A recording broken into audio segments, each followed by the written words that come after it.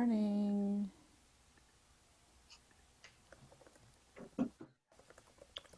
Hi, everybody. Hello. Greetings and hallucinations to all. Hallucinations indeed. We are figments of your imagination.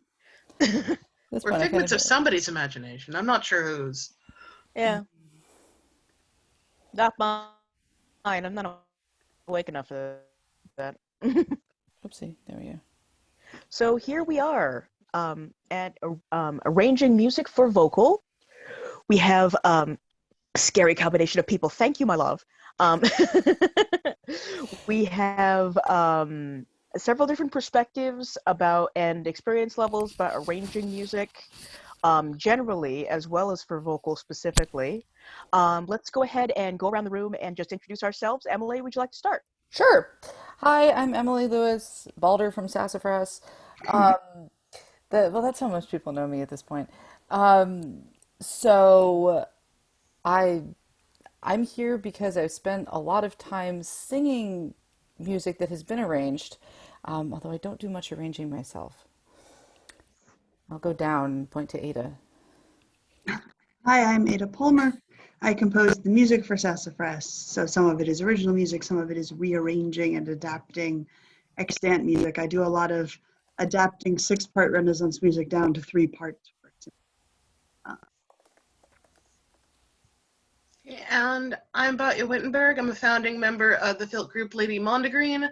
And I theoretically do music arranging in that I have astonishingly little grasp of actual music theory or anything of the kind. And pretty much all of the music arranging I do is instinctive isn't the right word, but it's the best one I've got at this hour of the morning. Harmonic? It is without knowing what I'm doing yeah. or why. So That's fair. That's fair. But that's how a lot of music arranging works as well. Even when you do learn formal music theory, it's still generally, in my experience, instinctive. I do a thing and then I analyze the thing and I'm like, oh, this is what I did in this thing. Mm-hmm. It sounded really good, yeah. I do something very similar. I'm Lizzie. I am the vocal half of Cheshire Moon. My degree is in musical theater, and so I do have quite a bit of music theory training. My mother was a concert pianist, and so I got a lot of that early, but my vocal arrangement is almost exclusively myself doing all the parts. And so I don't do this with other people as much anymore, but it is something that I do have a great deal of experience with just doing myself. So it's fun.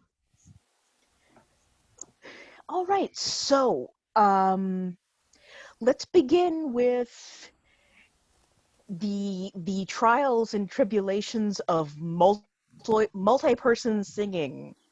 It's multi-person performance is has its own it has its own special challenges, especially when you're doing things online, lag being what it is.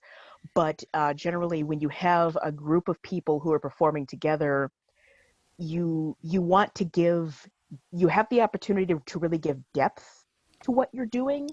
And so arranging music around the people that are there gives you more of that depth. It gives you more of that drama. It gives you more emphasis on what you're doing. And how kind of depends on the music that you're working with and the number of people that you're working with. yes. I personally have never ascribed to less is more when it comes to harmonies in general, but that's just me. That's just me personally. How you do these things is really how you want it to sound. How broad do you want the harmonies to be? How dissonant do you want them to be? Do you want them to be very, very synced up, or do you want them to have, layers of clashing, if you're doing that for emotional effect, or if you're doing that for very specific harmonic effect? And so how you arrange the people and how you arrange the music can depend on what your end goal is. Right. Ada, what kinds of things do you do when you're putting together something for Sassafras? So one of the things that your comments made me think about are when you're arranging harmonies with something, the decision of how often to have the lyrics be all synced up between what different people are singing and how often to have the lyrics not be synced up, whether that's having somebody else singing different lyrics or somebody else suspending pitches while other words are going on, etc. To use a micro example, in the chorus of my piece Here's to Valhalla, there's a period where the main words are going, here's to Valhalla, and sorry, what's the second half? So here come, taste of the rebels so So near. near. And so one person will have here come taste of the rebels so near, and someone else is just suspending so here throughout, right? Mm-hmm. It sounds lovely, and both parts are actually equally fun to sing. But the result is that when they then resynchronize again and say, when the golden cock rallies Valhalla, in sync with each other at the end, those words are suddenly Emphasized. those words are then suddenly emphasized. And so you can make words suddenly be either less emphasized or more emphasized or feel more different from what was just happening by changing whether the lyrics are in all parts in sync or whether some of the parts are doing something different at the same time. The Mm-hmm. simplest version of that is when you have a soloist singing something and everyone else going, ooh. But the problem with that is Right. it's really Yes. boring most of the time, but it's going, ooh. And back when we founded Sassafras at Bryn Mawr, that was actually much of why.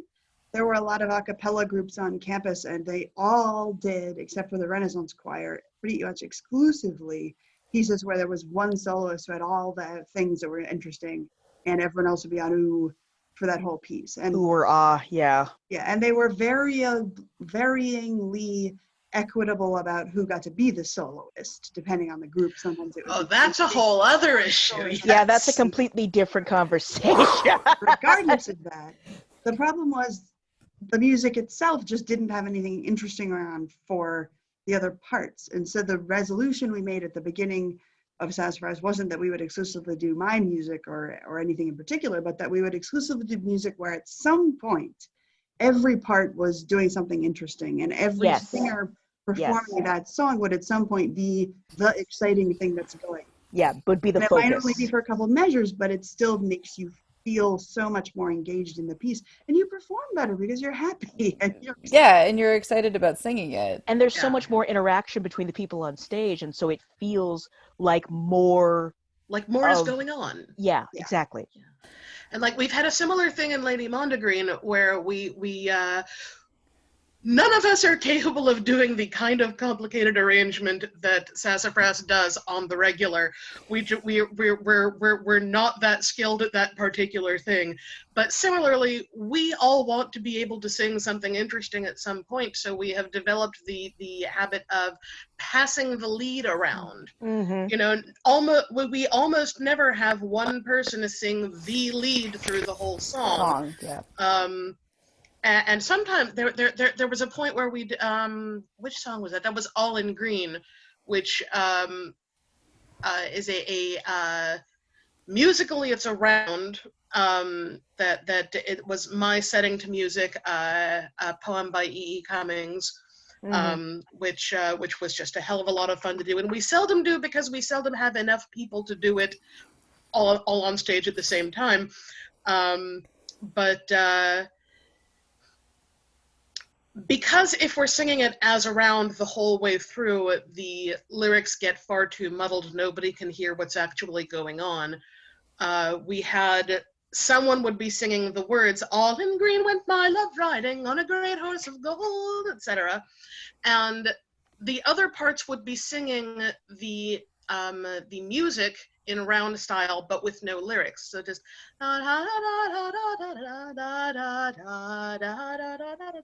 but then who was singing what jumped in between verses. So if you started singing the words, then in the next verse you would be just singing na na na. The next verse after that you would be singing na na na. And on the final verse, we actually had everybody singing different words at the same time, because by that time everybody's already heard all the words. It's just a repetition. And that worked on the relatively few occasions we got to do it. On other songs, we've done similar things, just less dramatically, of passing the lead around. Because, Well, yeah, you do get a better performance when everyone feels really engaged, and it's harder It's to true. feel really engaged when you are singing basically a cello. Mm-hmm. I mean, when you're singing a song like If I Could Ask You, Hmm. right? Which has two conversations happening at once. Well, really, like four conversations happening at Yeah, it's once. like 3 or 4. Yeah. Everybody's talking to each other, and it's just no one's listening, right? Um, and when you watch that, like from an audience perspective, there's so much happening. Hmm. I've had a couple people say that every time that they watch If I Could Ask You, they hear something different in it. Yeah. Mm-hmm. And it makes it interesting to listen to over and over again, Oh, right? Because yes. if you focus on Odin through the entire thing, it's a completely different story than if you focus on Balder through the entire thing, right? Yes. Um, Yes. it's a totally different song. Yeah. One mini project that still isn't finished is the album that's every combo of that Oh piece, God. meaning all the do every pair together and then every trio together, because each one person that's missing makes the piece feel radically different as It's well. It completely different. does. Yeah. Yeah. Wow. Yeah, that piece is a little bit beyond the maximum of what an audience member can actually parse. Yeah. You can't follow that piece in all of its complexity the first time, which makes the performance of it extremely dependent on physicality, which can sometimes also be part of what you're requiring in an arrangement. The same Mm-hmm. is true of My Brother, My Enemy. Yep. There's two sets of lyrics Yes. going on at the same time, and the performers who are being Odin and Loki have to use physicality to direct the audience's attention back and forth to which person should you be looking at right now. Yes. To which Usually person very really has subtly, the main so that the focus. audience isn't necessarily conscious of it, right? Because I, as Loki, will suddenly just be moving less Right. and make my gaze fall somewhere that doesn't engage with the audience, so that the attention moves to Odin by me becoming kind of a negative space, while Odin is moving slightly more and looking at the audience more, or looking at me more. That, when we first finished that piece, it took 6 months. It took a month to get off book on it. It took 6 months to get the movement down, so that someone who hadn't heard the piece before could understand it the first time. Could follow it even. And that's the Mm-hmm. sort of thing which you can't code into sheet music or a lyric sheet. You have to either teach it face to face or write notes in the margin of, at this Right. point, Loki becomes the subdominant line and should move Well, and less. it's interesting to watch. Like I went and found a whole bunch of videos when Kara and I used to do it. Mhm. And we have videos from the first time we did it, and then that 2012 performance at Aresia, which was our last and probably our best, right? And it's such a different thing Dynamic. from, Yeah. yeah, it's a different dynamic from when we started to when we ended, both in how well we've got the harmony down and our voices synced up and everything else, and the physicality we're using. Mhm. Um, Yeah, but there are other pieces that don't require complex physicality. You can do, Here's to Valhalla without any physicality no, practice on the part of people. And when you're composing a piece, an important thing to think about is, how hard is this piece for the audience to parse? Mm-hmm. Is this a yeah. challenging piece for the audience, or is this an easy piece for the audience?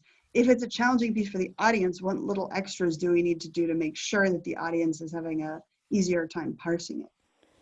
Right. And that gets into concepts of stagecraft, and are you going to have to deal with, how large is the area that you're dealing with? How many people are you dealing with? Are you going to be dependent upon lighting, Yeah. things of that nature? Mhm. And all of that goes into how the music is put together, because all of these are aspects of it. You're absolutely right, Ada. And so it's so much more than just the music itself. It's everything surrounding it in performance. And it's also about whether or not you want this to be performed live. You know, Right. if you want something, you know, that's something that I do. You know, the arrangements that I do are studio exclusive because I don't have 5 clones. Yeah. I've Well, and actually only been able to sometimes, perform mm, I've actually only been able to perform one of those songs once because I did separate recordings emphasizing the different harmonic pieces that I was able to send to other people to say, hey, these are the lines that you would be doing, you know, and then let's get to the con hotel, you know, the day before and see about rehearsing Frantic for an last hour. minute practice. Yes. Yes, yeah, And then Building exactly. we'll get block of together Lady the day before Mondegreen. the show. Yes. Also, building block of sassafras. well, this is also Yes. sometimes why a particular piece may uh, be more or less effective in person versus in a recording of different types. You know, when we filmed the performance of Sundown that we did at Balticon, and a number of people commented who were there for the live performance and then later saw it on DVD that if I could ask you, was much better on the DVD than in person because the DVD cuts to exactly who you're supposed to be looking at each point and zooms in Yeah, on people's faces so you're watching their lips move, making it easier to track on the lyrics. Whereas Longer in Stories in Stone wasn't as good on the DVD as it was in person for the same reason, because Longer in Stories in Stone is when everyone is singing at once in these kind of layers and a bunch of melodies that you're already familiar with. And so the fact that you couldn't see everybody, that you could only see the person the camera was on, was frustrating Was a when detriment, it was yeah. about moving back and forth.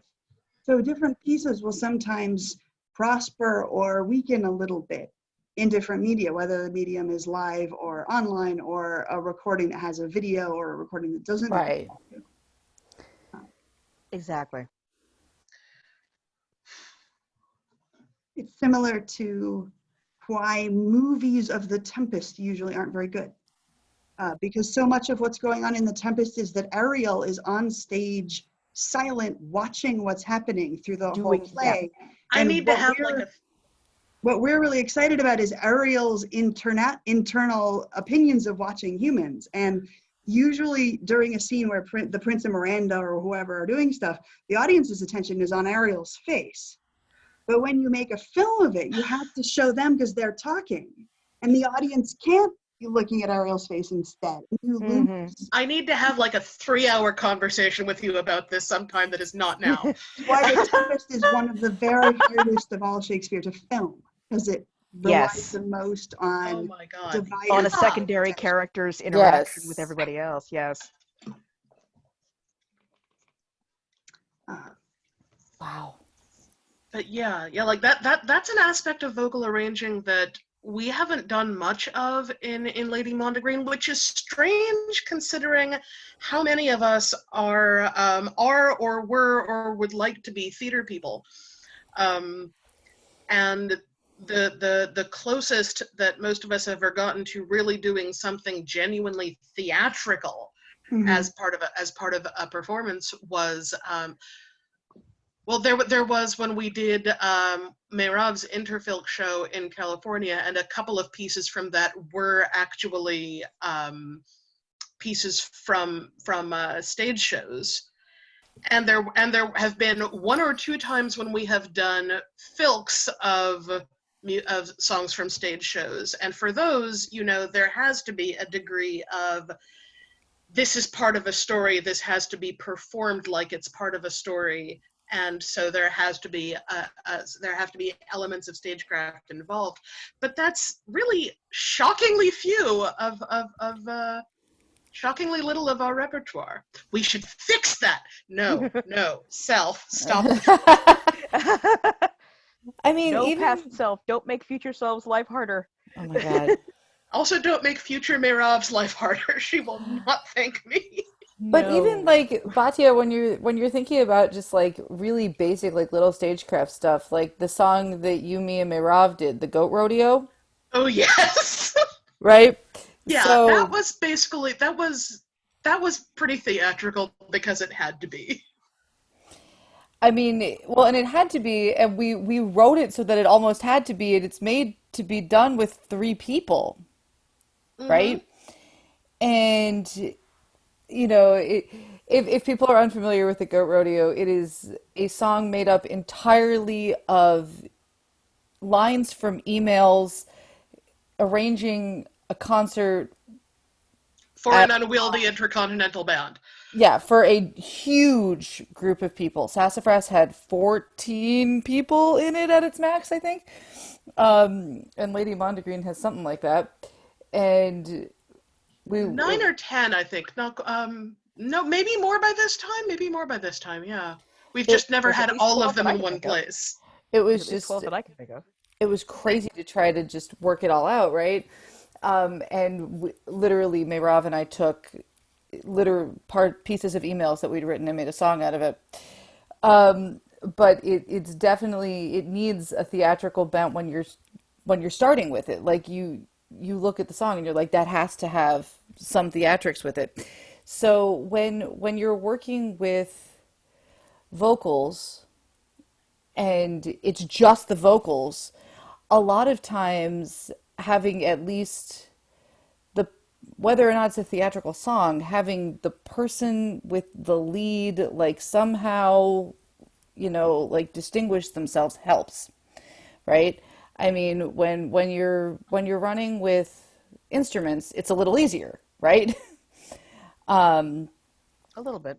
I mean, not always, but sometimes. So like I don't know. There's a lot to think about in there. And then I guess the one other point that I always want to make, which just seems so obvious at the beginning, is that voices are not pianos. Yeah, I was about to go to the exact same. Uh, If you're used to instrument, whatever that instrument is, often when I find an unsingable song, I'll be like, I bet this was an instrumentalist who is taking a first stab at arranging vocals, and it'll be the case. And it's usually not a problem in the melody because the person will sing the melody as practice. It'll be that the harmonies have impossible jumps. Right? Because Mm-hmm. that jump wouldn't be hard on a violin or a piano or a guitar or whatever it is. But that it'll be that one of the harmony lines will have a jump from this note which works to this note which works, but that you cannot find or cannot jump to in a vocal line.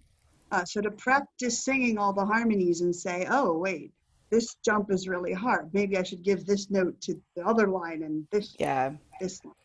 Always sing your arrangement through before you give it to somebody, Yes. or have somebody Make sure it press can sing be it done. through with you, before you like take it and dump it on your group and they look at you and try to kill you. Well, when you have multiple harmony lines, one of the very powerful instincts is that they should operate like parallel wiggly lines. That, this line should always be the second note in the stack, and this line should always be the third note in the stack. And often that is in fact easier because you're jumping less.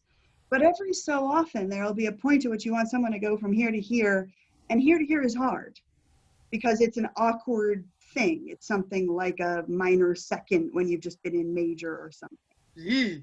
But Ugh. but the Vivaldi. line below it will be going up a little bit, and you realize if you switch those notes, then they're Mm-hmm. both jumping a fifth.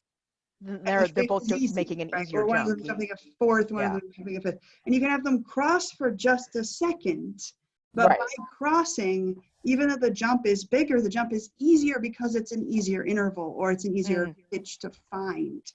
Right. And Yeah. that can be the moment at which making them cross, even though it's counterintuitive because it seems like a larger jump should be harder, can actually be much easier. But it can be easier. Definitely had times like that when we even not with a big group, just with me and Merav singing harmony together with two people, where we'll have arranged it in a way that seems like it makes perfect sense, and then we find that in the actual practicing of it, one of us keeps jumping to the other line because it is, even though it seemed more intuitive in the arrangement to do it the one way, it is way more natural in the actual singing to do it the other way. So, okay, so let's swap these two. You sing that bit that you keep jumping to, and I will sing the other bit. Yeah. And it works just fine. We just one of the, and actually this leads into something that that is probably an important thing to say, which is that one of the more important things that I've learned in trying to organize harmony arrangements is, if something just isn't working, don't try to force it. If Don't something is force it. hard to sing, it's hard to sing for a reason, even if nobody involved knows what the reason is. And like, if a singer is intuitively going to a different line than the one that you originally had planned, and you're perfectly crafted, not that I ever had anything that perfectly crafted, but even if it doesn't match what you had in mind originally, if someone is automatically going to that line, that is probably going to be easier to sing. Make that one work. It can almost always be made to work without sacrificing anything that you originally built it for. Yeah. That was a very important thing to learn. There are definite moments, and I find it in my old sassafras music, where it's like, okay, Emily, you're singing line 2 for the first half of the song, and then you switch up to line 1, and then back down to line 2, and then you switch down to line 3, because that's like when you actually like had to think about it, it was easier to sing that way. Mhm. Whereas Um, when a pianist or organist is arranging, you tend to think of, the first line corresponds to this finger, and the second line to this finger, and the third line to this finger, and the fourth line to this finger, as your hand is playing the chords. And indeed, you would never do that to play a chord, but sometimes, in fact, you do want to do that with want your the vocals voices to do because that, the yeah. vocals Right. flow. But somebody who is thinking of, what I'm doing is just turning the chord into people making a chord, Yeah. will not think of it the same way yeah, not because of even the structures remotely. of a hand. It makes perfect sense.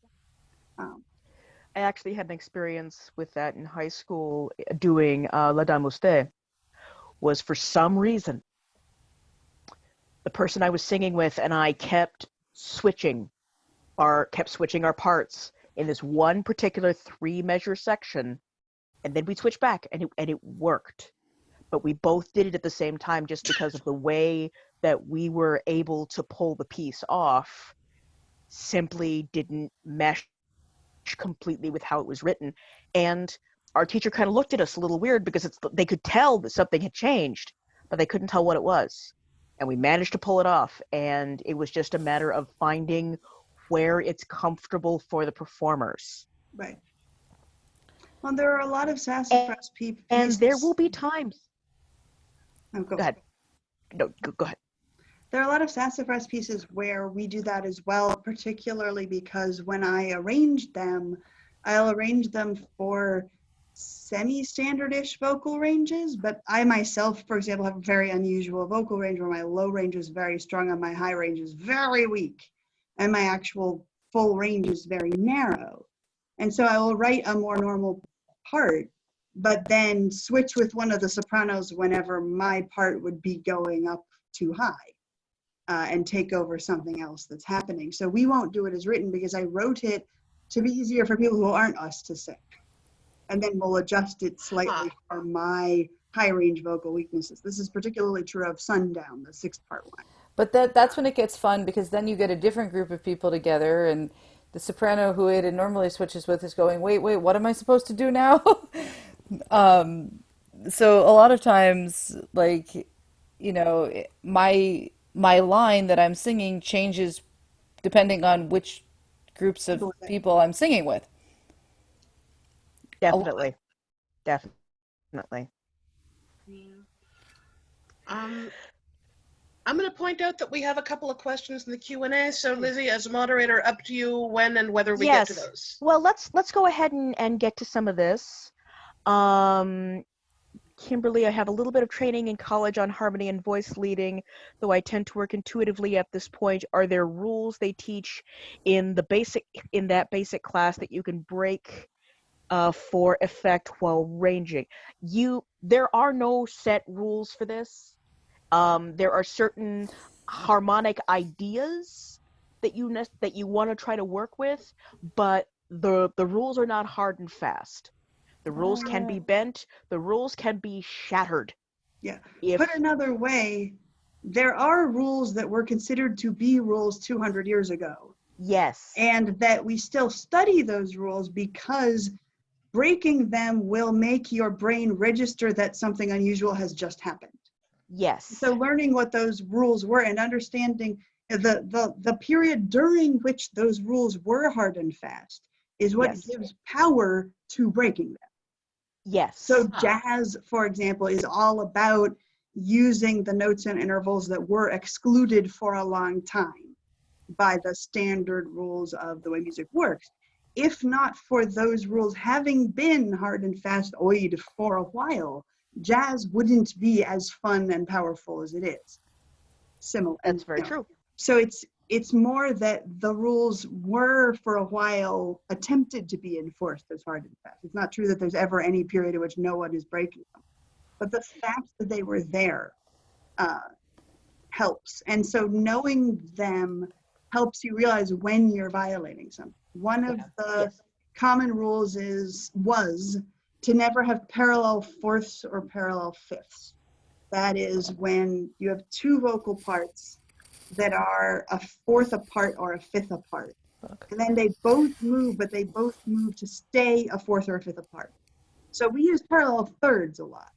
And Yes. parallel thirds were always considered to be fine. So somebody might have ooh, and somebody else has ooh, and then the next pair of notes might be ooh, right? And they've moved in parallel. Together, yes. Parallel thirds, that's fine. But you're not supposed to, in traditional older European music, use parallel fifths. As a result of which, when you hear parallel fifths, it sounds weird and eerie. And you can therefore use parallel fifths to achieve a weird and eerie effect. And Yes. there's a piece that we do in Sassafras, which is an arrangement of the Christmas Carol Ideo Gloria in a harmony that uses only parallel fifths. And it sounds really weird and really kind of evil. This is streaming on Bandcamp, I think, if I can find the link. I'll Yes, share it is. because we can't And really it's real demo it good. because of And lag. it's really, really But that emotionally piece's powerful. It entire is. power comes from the fact that it's doing an unusual thing that you don't get very often, that therefore sounds transgressive. I was thinking also the opening of the album version of A Gown Too Blue by Three Weird Sisters. Mhm. Yes, That I'm one as well. almost sure that does the same thing. it does. It does. The next question is, can you talk about Hocket and how you decide to points at which the melody line is switched back and forth from one singer or group of singers to the other? We've already talked about that some. Are there any special conditions or considerations in working out harmonies lines when doing Hocket? It's comfort level. It's Yeah. about comfort level. It's about what works with the Entirely. particular singers that you're working with. So we have talked about that some already. Next And is to zoom in on that very briefly, yes, it's not that, a sixth is always a hard jump. Sometimes there can be a piece where there's a sixth jump and it feels supernatural and you find it easily because of what the other structures were that were moving around it. And sometimes there can be a piece where a sixth jump is really difficult and it's hard to find that note. It's not about any particular interval being by itself hard compared to any other interval. It's whether the note you're aiming to land on is a note that's easy or hard to find from where you are coming from. And you can have a piece where even just moving a major second can be really difficult because that major second is, in dissonance or otherwise weird or unexpected and wasn't what you're there. We sometimes joke in Sassafras when people are having trouble, it's your old enemy, the same note. Where staying on the same note and not moving can be the hard part. You're like, why is this hard? I just have to sing the same note again. Over and Yes. over again. It's when it's counterintuitive. So you never want to start thinking of sixths are hard or octave jumps are hard. You always want to think of this is going to be hard or easy depending on whether the other notes and pitches that are going on are making it difficult or easy to get that note. And also just to add to that, what's super easy and intuitive for one singer is not necessarily going to be super easy or intuitive for another singer. regardless of their relative range or experience or anything, sometimes there's just a really weird idiosyncratic thing where what seems super obvious and easy for you to sing is not super easy and obvious for another person to sing, so it's got to be very individualized comfort level. I think we did lose Lizzie. Boo. But hopefully we'll get Lizzie back in a minute. Well, we'll get Lizzie back soon, I The hope. moderator is gone. Anarchy! Woohoo! All right, I can. One thing that I've observed a lot when so right now I've got two other vocalists in this area. So we're doing a lot of adapting 6-part stuff down to 3-part stuff because we're doing this album of vacuous Renaissance music about shepherds and nymphs dating each other and getting dumped. And it's incredibly fluffy and silly and it's fun. But it often means that we'll have picked 3 of the lines. Okay, we're going to do soprano 1, tenor 1, and tenor 2 are the 3 lines that'll survive out of a 6-part piece. But there will be points where in the original arrangement, tenor 1 stops singing for 2 measures. And we'll say, okay, well, in that point, tenor 1 will jump to tenor 2 and do the tenor 2 line for 2 measures and then back. And sometimes it'll be a quite difficult jump until we realize, if we just insert this one extra note, okay, you're having trouble finding that 4th. Well, if you very quickly sing the 3rd first, because the 3rd is easy. So we might take what in the original was, you have to jump down and have a quarter note on, an A. We'll instead turn it into an 8th note on the pitch above and then an 8th note on the A to transition into that line. And the 3rd jump in that spot will happen to be way easier than the 4th jump. So one of the things you want to listen for when people are struggling with a line is to say, okay, well, what note are they landing on instinctively when they are missing that note in that jump? Where are they landing? Could you get from that note? Would it note? be okay to put a grace note, to put a little note on that easy pitch for them to land on and then know, and I have to go up 1 from it? Because often it sounds fine. Sometimes it even sounds better. I have to remember that. Suddenly easier I keep persistently landing 1 note low. Well, okay, then sing that note and then sing the next note. It doesn't always work because sometimes it'll be dissonant with what another line is doing. But people very rarely land on something that's actually dissonant. They'll usually land on something that makes sense musically because we all work on our instincts, right? And so the person will land on a note that makes sense. You just have to get them from that note to the other note that you're aiming at for the next melody to flow by adding in a little note from something else. So that can work really very well. Another way to put that is when people are persistently singing something different from what you've written, don't think of it as they're singing a thing that's wrong. Their instincts are sound. They're a musician too. They're singing a thing that feels intuitive and is working for them. Can you integrate that into what you wanted to have go on so that so that other person's musical instincts become a tool for you to make your line slightly better and easier, rather than being hostile between each other. Yeah. Very much so. Very much so. Let's see. There are more questions. I'm just kind of trying to go through the questions. Okay, so let's see. Beth says, also, are there any special considerations for when you modulate the entire song from one key, either higher or lower key, for musical emphasis and or interest? Yeah, I almost never do that. And whenever I've tried doing that, because so what I've found, Hollywood and especially Broadway do that a lot. And I do understand why people sometimes want to do it. There's Lizzie. What I've observed is that if you're doing it with a cappella, people will always then drift flat over the next sort of 30 seconds back to actually singing in the same key. Sort of homing back in onto the pitches, feeling the way they did before. And you do still get the moment of change out of it because the audience registers that shift happens. Yeah. You're clearly also having your vocalists be a little tense until you slow it down. If you're not doing it a cappella, if you're doing it with instrumentals, then the instrumentalist has to adapt to playing the chord sequence in a different set of fingerings or structures, which is also hard. So that's just to say, the Monty Python musical was correct to point out that that method is used probably more than it needs to be. And that sometimes you can achieve a cool emphasis change by something else, like adding in suspended notes, or having somebody who was on a high harmony move up to a descant, or having lyrics that were all in sync be not in sync, or that were not in sync be in sync. Yeah. And those kinds of adaptations will often be more comfortable for the actual performers than the modulation. That said, modulation is sometimes a thing that you want to do. I thought very hard about putting a modulation in the middle of If I Could Ask You at one point, but I didn't. Ooh. I'm really glad you didn't. It would have been at the beginning of You Would Accuse That I Choose. Oh my God. Oh. It's worked really well musically and been really hard on you and Kara especially, because it flowed very naturally in the Odin and Loki lines. But it would have kicked Kara in my tail.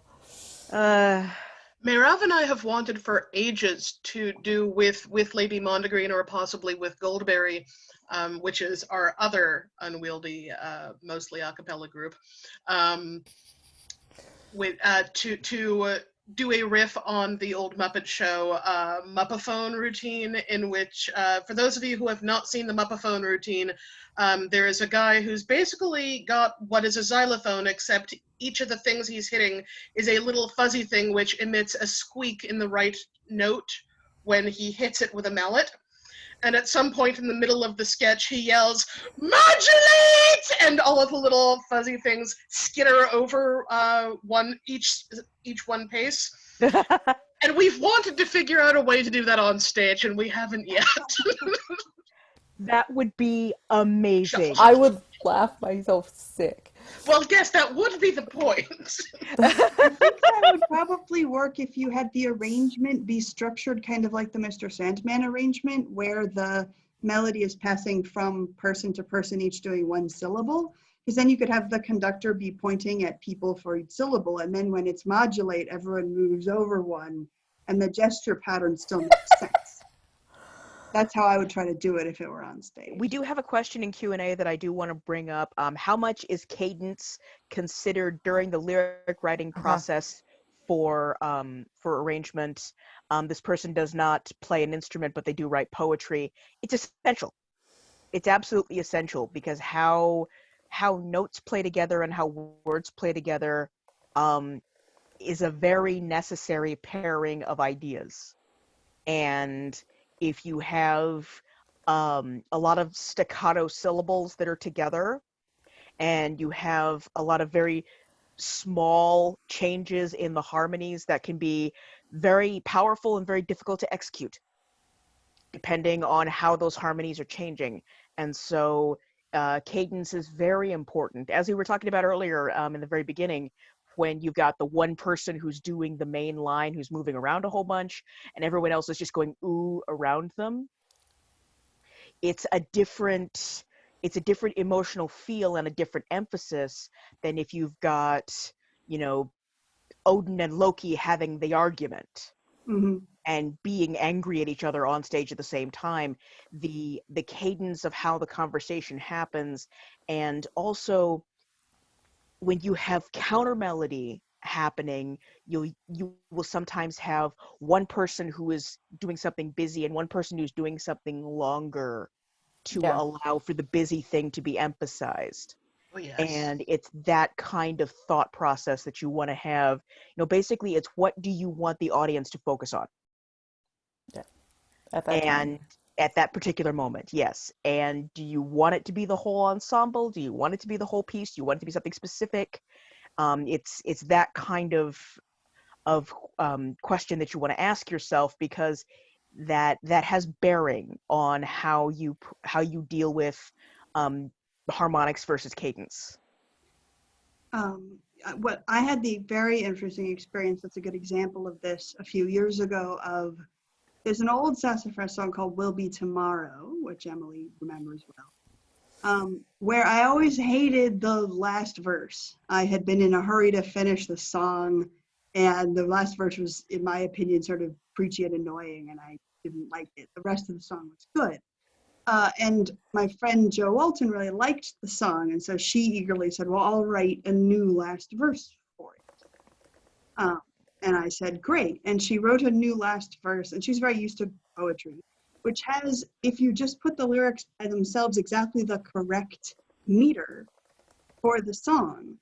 But most of it was unsingable because subtle elements of which syllable was emphasized in Yep. the melody moving up and down didn't line up properly with the words that she supplied, even though it was still perfectly iambic. Yep. Meter and Right. stanchion should be the same thing, but aren't. They But aren't. aren't. They aren't the same thing at all.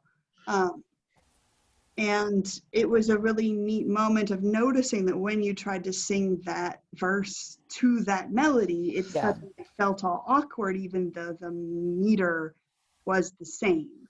I actually found those lyrics, and if I can find the other lyrics, I can share them with people. Another moment of it works in theory, Yes. but in Sometimes it'll be which consonants are very heavy.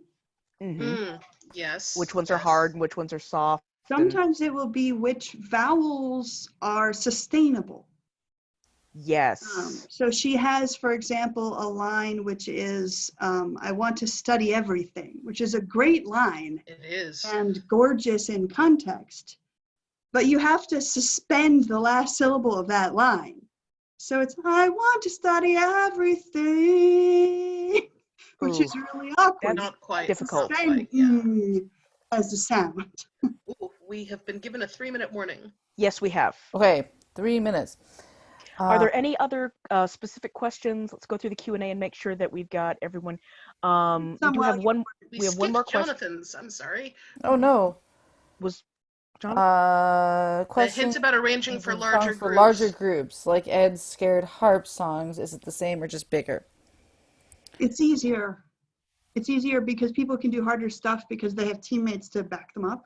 Yes. Yes. And also because you're never going to have that problem of, this particular vocalist has this range weak or their break in this place, so you have to switch and give this line to somebody else here and swap over, because if you have a larger group and somebody's break is weak in a spot, someone else's break won't be there and they'll cover it up. It is epically easier to sing a piece with two people on a line than one. On the other hand, the lyrics quickly get lost with diction becoming hard. So while you always want to work on diction, the larger your group, the more you want to work on diction. And if you have more than 3 people on a line, unless you make diction a giant focus, you should just expect that you can't get across lyrical complexity, and you just have to let it be mostly about the music and a few words that are either easy to parse or easy to get along. And you can't assume that your audience will follow all of the words. You have to do a story or song that is simpler and not as dependent on lyric. This is why most of Sassafras's music doesn't work with a large group at all, because you need to hear all the words. You need to hear so much of it. It's so specific. And this is why most Renaissance music, where they know you can't understand the words are, Thyrsus went out, there was a flower, he saw a shepherdess, her hat was white. Yeah. All right, we are down to the wire now. I'm going to go ahead and wrap this up. If you have questions that have not been answered, please reach out to us. You can find us on Facebook. You can find us on Twitter. You can find us on Instagram. You can find us on Discord as well. All of us are easy to find. Yes. We really are. So feel free to message us, email us, let us know. We are this group of people is a series of really good resources for this information. So if you have further questions, let us know. And if one of us doesn't know the answer, someone else we can probably contact will. each other. We can contact each other and say, hey, got this question. Does anyone know? So thank you guys so much for spending your morning with us. It was an early morning for all of us, but I think this went really, really well. I think so too. And enjoy the rest of the convention, everyone. And there are other panels that this particular group is going to be a part of. We'll be in Music and Myth at 1. Music and Myth at 1. Cheshire Moon's having a coffee clutch at 3. So and I've got a concert at 5. And she's got a concert at 5. Woohoo! Go see that. So yeah, lots more stuff happening. So keep an eye on the schedule, and you'll be seeing us. All right. Thanks, guys. Take care, folks. Thanks, everyone. Mwah. That was fun. That was awesome. Yes. That was a lot of fun. Ah. All right.